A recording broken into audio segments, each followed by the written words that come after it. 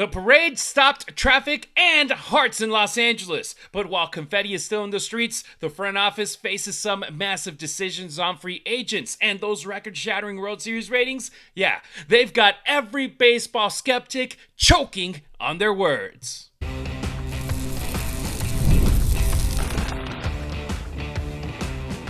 You are Locked On Dodgers, your daily Los Angeles Dodgers podcast. Part of the Locked On Podcast Network, your team every day. It's time for Locked On Dodgers, part of the Locked On Podcast Network, your team every day. It was a ratings bonanza in Game 7 of the World Series. The whole baseball world locked in as the Dodgers went back-to-back. LA hit the streets to celebrate with a parade even bigger and louder than last year's. But once the confetti settles, it's back to business. The front office has big calls to make with 2026 already on the horizon, Travis. Yep, we get started on 2026 right after a back-to-back parade championship. It's all good. I can't wait for spring training to get going again. And today's episode of Locked On Dodgers is brought to you by Game Time. Download the Game Time app, create an account, and use the code LOCKEDONMLB for $20 off of your first purchase. He's Travis Rodgers. I'm Harry Ruiz, two guys who talk sports for a living and bleed Dodger blue for life. You can get more Travis on the radio, 710 ESPN LA, or on the ESPN LA app on your phone from 3 to 6 p.m. with the Travis and DeMarco Show. As for me, I'm the Spanish voice of the USC Trojans football team and the Spanish play-by-play announcer for the Las Vegas Raiders. But when I'm not calling touchdowns, I'm right here where my heart really beats, talking Dodger baseball with you. If this is your first time tuning in, welcome to the squad. We couldn't be happier to have you along for the ride. And if you're an everydayer, you already know what's up. You're the heartbeat of Locked On Dodgers. Because of you, October 2025 became the biggest month ever on YouTube for our channel since it started back over 4 years ago. And hey, the listener line is always open. Call or text 2793-LOCKED. That's 279-356-2533. Tell us your name, where you're repping from, and drop your hottest Dodgers take. You might just hear yourself on the next episode. We're going to have callers either on Thursday or Friday, so start putting your calls in for us. Los Angeles did it again. The city that lives and breathes with this team turned out in full force. I loved following that broadcast, Travis. I'll be honest, I had doctor's appointments yesterday all day long, but once I got home, I just went on YouTube and watched everything from beginning to end. It was almost 3 hours with a smile on my face. Yeah, it doesn't get much better than that. It's just, it's like, I'll be a little sentimental here for half a second. It's reassuring and it makes you feel pretty good that you can bring a few 100,000 people into a relatively short area of real estate. Everybody there is different from everyone else, right? From every corner of the city, every type of person, and everybody gets along because everybody's got a Dodger hat on. It was great. You know, we don't get to see stuff like that nearly enough. Going to Dodger Stadium is really, I joke a lot about the baseball gods here on the show, and I'm only joking a little bit. Like, I really, truly do believe in the baseball gods, but going to Dodger Stadium is a little bit like going to church. It really is. It just makes you feel great. It makes you feel like you're a part of something bigger than yourself, that you're a member of a special community. And you got that feeling again last night in downtown Los Angeles. You got that feeling again yesterday at Dodger Stadium. Everybody just wanted to come out and celebrate the same thing and have a great time. And that's exactly what happened. The players loved it. The organization loved it. And certainly the fans loved it. And I'm ready to do it again a year from now because the parade from 2024 was awesome, incredible, once in a lifetime experience. And I believe the parade in 2025 actually outdid the parade from the year before. So just a really great moment in downtown last night or yesterday afternoon. Last year's parade was on a Friday, so at least you're talking about like the weekend already being there. This time, it didn't matter. It was a Monday. The streets in downtown LA were a river of blue. I mean, 2 straight titles after decades of not being able to enjoy these parades for this team, because in 2020, they were robbed of that opportunity because of what was going on in the world. But now they made up for it with a parade in 24, with a parade in 25. And that's the awesome part of this team because, for example, the Blue Jays, they didn't know they were going to make it this far when they were building this team. The Dodgers, I can guarantee you, Travis, that once the 2024 parade ended, they were already planning, all right, what went right, what went wrong? Because last year they had limited amount of tickets when it came to, okay, we're not opening the top deck. We're not opening these parts of the stadium. This year it was like, why not? We're selling tickets to this. Open everything and we'll make more money to be able to bring fans in and have more fans enjoy, because the tickets, they weren't expensive when they came out on sale. It's just a celebration for fans, which they got to see on the big screen, the parade going on, and then they got to see the players out on the field and talk to the fans. And by the way, we're going to hear a couple of the players on the parade here on today's show. And let's kick things off. What do you think? Yoshinobu Yamamoto, the MVP of the World Series, who, by the way, shout out to Yoshi, shout out to Shohei. They spoke in English during the parade, giving their speech. Thumbs up to them. Let's hear first Yoshinobu Yamamoto. Buenas tardes. You know what? Losing isn't an option.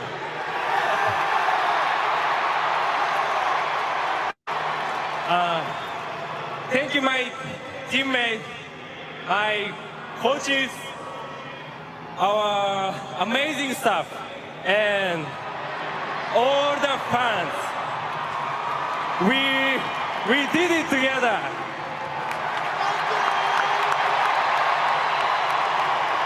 I love the Dodgers. I love Los Angeles. Arigato. Arigato. Muchas gracias. Thank you so much to you, Yoshinobu Yamamoto. I mean, he was already somebody that the fans loved, but there's this thing where if you do something like this in a World Series, your status within the fan base changes in huge fashion. You know, Travis, myself, I've shown my Yoshinobu Yamamoto before, my jersey in the past year on the show. I have a t-shirt from the championship last year because I was at game 2 of the World Series and he pitched. So I was like, hey, this guy, I saw him do something big. Now, if you already see tons of 17s in the stands, 50s, number 5s, the icons of this team, the MVPs at the top, you're going to start seeing a lot of 18s as well with what he did in the postseason in the World Series specifically. Oh yeah, I mean, for sure. It like you said, when you go to a Dodger Stadium, Dodger fans know this, that it's mostly Ohtani. There's a lot of Mookie and there's a lot of Freddie. And then there's a little bit of a smattering of some other things along there. You're going to get an absolute tidal wave of Yamamoto 18 jerseys coming up for this upcoming season. I love listening to him talk. I thought it was great that his opening line was in Spanish, and then he speaks in English, and then he finishes in Japanese. I think it just kind of speaks to his level of preparation, frankly. And obviously, when you're in a Major League Baseball clubhouse, you're going to hear a lot of Spanish. You're going to hear a lot of English, and in the Dodger clubhouse, you're going to hear a lot of Japanese. I mean, that's just the languages that he's hearing every single day. I think it's just wonderful to get to hear him because, quite frankly, we don't get to hear it a lot. And I think this is a big part of why Shohei has this level of mystique that goes above and beyond just being a great player. And I think the same thing is true of Yamamoto. We don't hear from them very often. And when we hear from them, it's in very short clips. We almost never hear from them in English. So even though they're just saying kind of some basic phrases, it's incredibly meaningful because it's so rare to hear them do it. You can tell, I mean, just the way that this guy goes about his business, he knew what he wanted to say. He knew to hit every Dodger little fan base along the way, the Spanish speaking fan base, the English speaking fan base, his people back home in Japan. And it was great to hear. He is a Dodger. He's a baseball legend, like obviously a Dodger legend to be sure, but he is a World Series hero that baseball people will be, in Toronto, they'll be probably cursing his name for generations to come, but with respect in their voice as well. It was a great finish from a great, and again, he pitched every game this season. He didn't miss a turn. Yeah. I mean, that was just the cherry on top of the sundae. And, when the goal coming into the season is win the World Series or you had a bad year, There's really only one team that looks at that as like, look, once the sting of the World Series loss fails off, Toronto's going to look around and say, we had an amazing year. Maybe the Phillies feel a little bit like the Dodgers would have because they got knocked out when they did. But to have such a high bar and to actually clear that bar, forget about it. Exactly. And Shohei Ohtani, he was super important for the Dodgers to get to this stage throughout the season, the regular season, the postseason. I mean, that's spectacular game 4 in the NLCS. And Yamamoto, let's not forget, in game 3, he went out to the bullpen on 1 day's rest to be like, all right, 18 innings. If we need more, I'm there. It could have been a scenario where he actually pitched in more than half of the games in this World Series. Fortunately, it was 3, which at the same time, it sounds crazy doing it, but it was spectacular. Shohei Ohtani, he also spoke in English in the parade, so we're going to take advantage of it and listen to him here address the fans. I'm so proud of this team, and then I want to say, you guys are the greatest fans in the world. And then I'm ready to get another ring next year. Let's go. And Travis, a lot is being made now of people saying, you see, Shohei does speak English. He shouldn't be doing his interviews through an interpreter and this and that. I'm like, look, it's completely different being able to speak some English, not at 100%, especially when you're getting questions tossed at you from the media with a lot of technicalities where you just feel more comfortable answering in Japanese and trusting your interpreter to get the message relayed in the correct fashion. So both Shohei, both Yoshinobu, they know English, but they probably don't feel as confident to just be able to answer every single question that way. So don't blame my guys to have an interpreter. And when they have a mic in front of 55,000 people, I love it that they're confident enough to be like, okay, I'll speak a couple of sentences, make the fans go wild, and I'll be here next year speaking even better English in the next parade. Look, I agree with everything you said. That to speak, you're bilingual, I am not. So I would imagine that, somebody that thinks in one language and then has to speak in another, that's a challenge, right? So that they have learned English to the degree that they have, I give them a ton of credit for that, for sure. But let's make no mistake. Those guys speak English, and it is a defense mechanism. Defense is the wrong word. It's a little bit of a shield of not having to do a ton of media because they already have to do a ton of media in Japanese. They already have an army of Japanese media that follows them around and does what they do. And to be able to limit the English side of that just a little, I understand it. I would do exactly the same thing, but I guarantee you, if you sat next to either one of those guys on an airplane and started to chat them up, you'd be able to have a conversation with them. And you sure as you know what would be able to have a conversation with them about baseball. Like they speak baseball for sure. So I love those guys. And I do not begrudge them their translator at all. That they have learned English as much as, Ohtani's been here 8 years, so he's certainly going to pick up a good amount. But Yamamoto's still relatively new here, just his second year, and they both did a great job.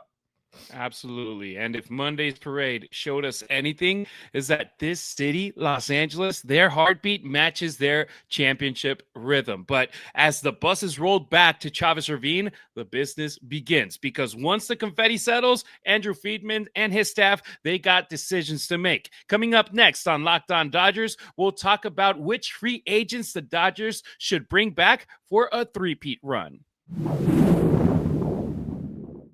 The NFL season is here, and honestly, there's nothing better than being at the stadium, surrounded by fellow fans, cheering on your team. But let's be honest, getting tickets can be a hassle. Between queues, login screens, and prices jumping at checkout, it's just frustrating. That's why I use Game Time, the app that gives the advantage back to fans. Game Time is fast, easy, and backed by the Game Time guarantee. You'll always get 100% authentic tickets, delivered on time, and at the best price. Plus, all fees are included, so the price you see is the price that you pay. My favorite feature is the zone deals. Pick the section, Game Time picks the seats, and you save big.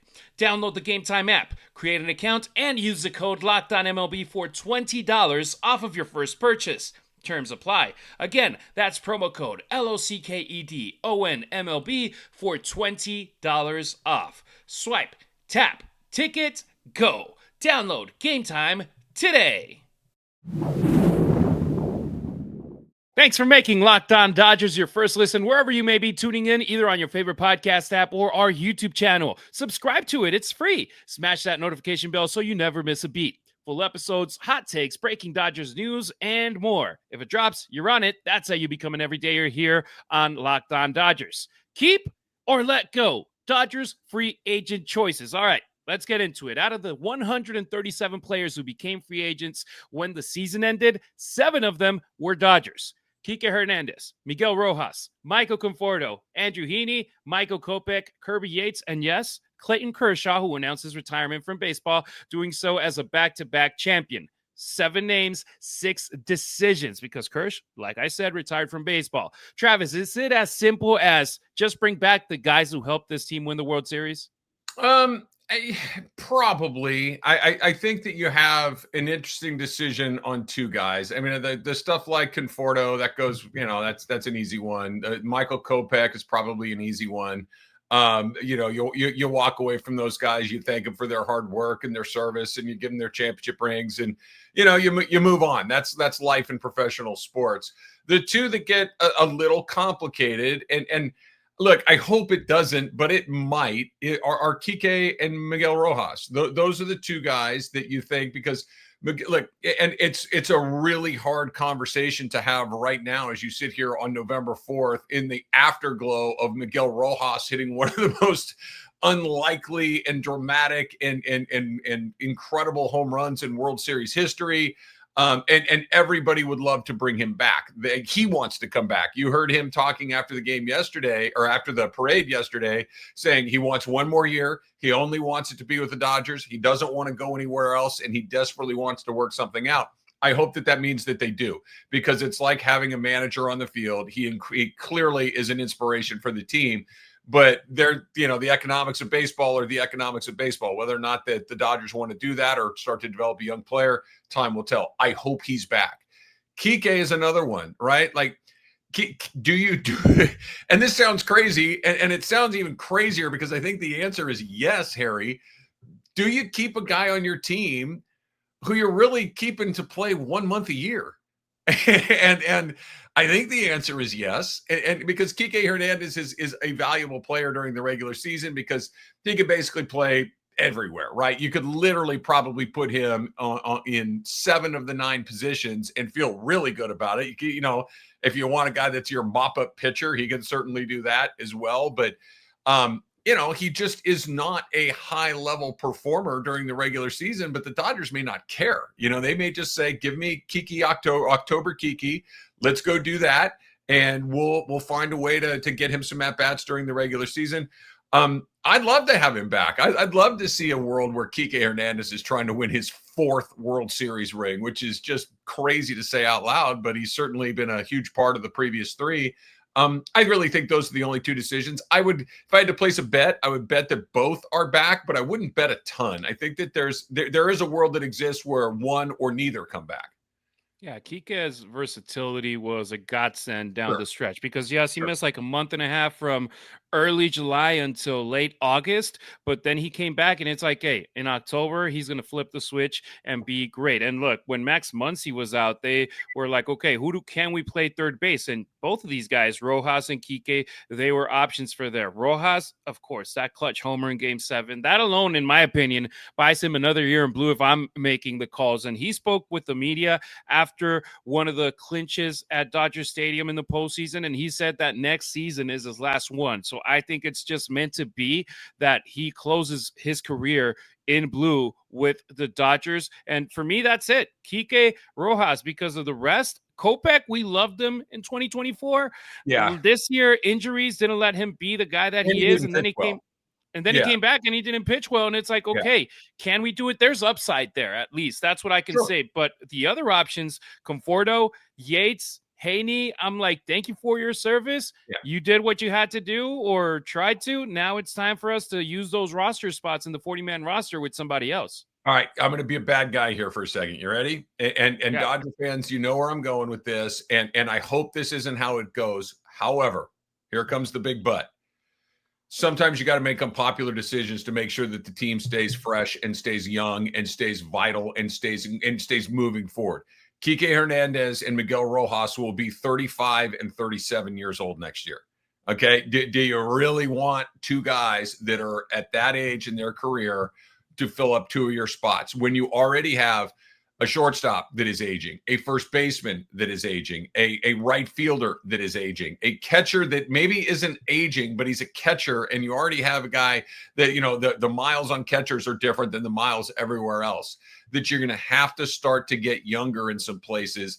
And one of the things that the Dodgers are wonderful at, really, really good at, is making hard decisions and deciding, all right, we're not going to get older and more expensive. We're going to get younger, less expensive, more versatile, more explosive. So I think these guys are still on the right side of this equation, but I guarantee you somebody somewhere in a back room somewhere is saying, guys, we have to really think about not bringing these guys back. I know the fans are going to do that, wait, what's going on thing, but here's the right decision to do. I hope they don't. I hope they're both back, but that is a real conversation that's taking place in a room. It's not about loyalty. It's about balance. And right Yeah. there is where you're like, okay, do I rather have Kike Hernandez or potentially a Josue de Paula or a Zahir Hope come and take that spot? Do I rather have Miguel Rojas or bring in an Alex Freeland, who we saw this season with the boys in blue? Those are the questions that Andrew Friedman's brilliance is going to come in through and be able to see what you're able to get the best 40-man roster available for when the season starts. Because the Dodgers right now, they aren't just building rosters right now anymore, Travis. They're building culture, and that's something that other teams, they could have a superstar roster or stars everywhere, but they can't come through because they don't have the right culture in that clubhouse, and the Dodgers have it. And if the World Series showed us anything, is that chemistry definitely helps you win championships. Yeah, it does. And culture matters a great deal, like you said. And here, you know, before we move on to the next thing, the Dodgers are getting old. They are. Yeah. Like when you look around, they are getting older. And I don't think that any of these guys have a cliff waiting for them where they're just going to, you know, totally become a non-useful major league player. But I mean, look, Mookie's got to be a question where people are going, hey, that was just a bad year, right? Like, right? That was just a bad year, right? That he'll be Mookie Betts again, because having an all-glove, no-hit shortstop at $35 million a year, I don't know. I mean, that's not what they signed up for when they gave him that big deal. And like you mentioned, some of those younger players. So if I had to place a bet, I'd say they're both back, but they're both, you know, past the 35-year-old mark, and the Dodgers are getting older. Now, their pitching staff, not so much. The pitching staff's still going to be lights out, but on the field, they're an older team. Exactly. And speaking of chemistry, let's talk about energy, because the 2025 World Series didn't just dominate the field, it dominated the airwaves. Next on Locked On Dodgers, we break down those massive TV ratings that shattered records, silenced critics, and proved once again that Dodger baseball runs the baseball world. This episode of Locked On Dodgers is brought to you by Prize Picks, where, you know, you and I, we're making decisions every single day, but on Prize Picks, being right with those decisions can get you paid. So don't miss any of the excitement this sports season, whether you are an NFL fan, an NBA fan, NHL, both, anything that you want. There's no better time to jump in on the action. And if you haven't tried it yet, Prize Picks is the simplest way to play. You just pick more or less on at least two player stats, and if you get them right, you win. It takes about 60 seconds to make your lineup, and you can play anywhere that Prize Picks operates, including California, Texas, Georgia, and now Stacks, that new feature, total game changer. You can pick more on one player's points, threes, and assists in the same lineup. Like if you love Steph, go pick them all. And if somebody leaves the game early, the injury reboot saves your lineup for a loss. So download the Prize Picks app today. Use the code LOCKEDONMLB and get $50 in lineups after you play your first $5 lineup. That's code LOCKEDONMLB for $50 in lineups after your first $5 lineup. Prize Picks. It's good to be right. Don't forget to follow Locked On Dodgers not only on YouTube, but on X, Instagram, and TikTok as well. You can find Travis on social media at Travis Rodgers on X and Instagram. Meanwhile, I'm at Harry Ruiz on X, at Harry_Ruiz on Instagram, and at Harry Ruiz_ on TikTok. World stage, world champs, ratings through the roof. Let's talk numbers. And I'm not talking about batting averages because according to Nielsen's Fast National Ratings, Game 7 of the 2025 World Series drew nearly 26 million viewers across Fox, Fox Deportes, and legal streaming. That's the most watched World Series game since Game 7 in 2017. And guess who was then too? The Dodgers. So LA doesn't just win games, Travis. They move the needle. They do. And, there's people like you and me and our everydayers who are here to watch the Dodgers win. And we want to celebrate all of their victories and multiple championships. And let's not be disingenuous about this. Then there's everyone else that turns it on and prays to God that they get their butts kicked, right? That the Dodgers are villains to non-Dodger fans, that they are the team that, oh man, these guys again. And that's fun. Rooting against things is fun in sports. It really, truly is. There's two things that everybody likes: rooting for your team and rooting against the team that you can't stand. And the team that people can't stand in a lot of the country are the Los Angeles Dodgers. So, yeah, I'm not surprised that the numbers are huge. Look, baseball's done an incredible job of bringing audience back to it. The little tweaks that they've made to their sport have been incredibly effective. Nothing more so than putting the pitch clock in a few years ago. It's made a baseball game something that you can pay attention to. It moves quickly. It's fun. You got stars. MLB The Show has a huge part of this where kids they know the players. They understand a little bit of the history because those players are in that video game. I think that's a big part of it. And if baseball doesn't jump on, like you just mentioned those numbers, Harry, if the players and ownership don't realize, guys, we've got baseball in a good spot. We're back into that number 2 spot in the national consciousness. Football, nobody's catching football, in anytime soon. That's a wrap. They've called the fight. It's over. But the difference is that number 2 spot is a really good spot to be in. And it feels like baseball has that number 2 spot for the first time in a very long time. Don't blow it with a work stoppage. Don't blow it with a lockout or a strike or any sort of economic nonsense. Figure this out. Continue this train running because baseball is as healthy and as good as it's been in decades. So the number in America, it was 31 million viewers at its peak. So that's a great number, but check this out. In Canada, it was the most watched broadcast of all time. Nearly 19 million Canadians tuned in at some point to watch that game. There's 40 million people in Canada. Nearly half of the country was watching. You think this sporting is dying? Nah, you've got 2 nations in North America watching this game. And soon when the Japan ratings drop, also a third glued to the Dodgers. The Dodgers clearly aren't ruining baseball. They're making sure it's reaching higher levels here. Yeah, I mean, they're the team. They're the team that you either love them, Dodger everydayers, or you can't stand them and you think that they're evil and that they are the thing that is rotting from the inside out. It's not true, but that's what, if they want to think that and turn it on and hate watch it, I don't care. Just watch it. Just have it on. And I think that baseball realizes that. The question is, when money gets involved, everything gets weird, everything gets personal, and people dig their heels in. And unfortunately, I do think we're headed towards some sort of confrontation that may make us miss some time. I hope to be wrong there, but everything that I've seen has led me to believe that there is going to be okay, we're shutting the door and, we're not going to do it until we get what we want. We've seen it before. We've seen it before a lot.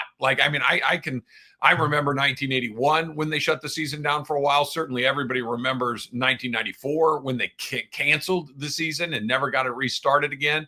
And it took baseball a while to dig out of that hole. And they changed some of the rules. They've changed the flow of the game, and they've got it in a great spot. So hopefully somebody somewhere comes in and says, guys, let's figure this out. Everybody can continue to make all of this money, and we're in a really good spot. And especially, selfishly speaking, as a Dodger fan, this is the golden age of Dodger baseball. I don't want it to end. I don't want it to end because of some labor nonsense. I would love to see this thing continue for, the window on this is probably another 3, 4, 5 years, considering the pitching that they have. So, you throw another World Series title or 2 in there in the next half decade. That is, that's one of the great runs in the history of the sport. That's why this one was so important. It was like, hey, we already got one. It's easier to get two after you already have one instead of starting from zero and then having to get two in a row. And look, the Dodgers, you said, they're either the team you love or the team that you love to hate. I just talked about it. I was in doctor's appointments all day yesterday, and no different than the ones from last month or the month before that. I was rocking Dodger gear left and right, and I was getting congratulated by our doctor. Once he walked in, instead of being like, good morning, he was like, hey, congratulations, man. That was a great work. And he's a Yankees fan. So it's something where it just transcends everything. And the Dodgers, they are fueling rivalry. They're selling tickets and they're making fans pick a side. The Dodgers, they're making baseball better. All right, the back-to-back champions just threw a parade for the ages. The front office has a checklist of players to potentially bring back, and the world just proved they can't look away when the Dodgers play. LA is the center of the baseball universe, and it's not slowing down anytime soon. That'll do it for today's episode of Locked On Dodgers. If you're still craving more baseball talk, have the all-new Locked On MLB Game Night be your second listen. Every game, every night, all season long. Get local analysis on a national scale. Find it on Locked On MLB on YouTube or wherever you get your podcasts. Travis and I are back Wednesday talking award season because a couple of Dodgers could be adding more hardware soon. Plus, Fernando Valenzuela's name is back on the Hall of Fame ballot, and we'll tell you why. There's absolutely no doubt he belongs in Cooperstown, Travis. I think so too. I can't wait to talk about that because I'm cautiously optimistic, but I agree with you. Fernando is one of the great stories in MLB history.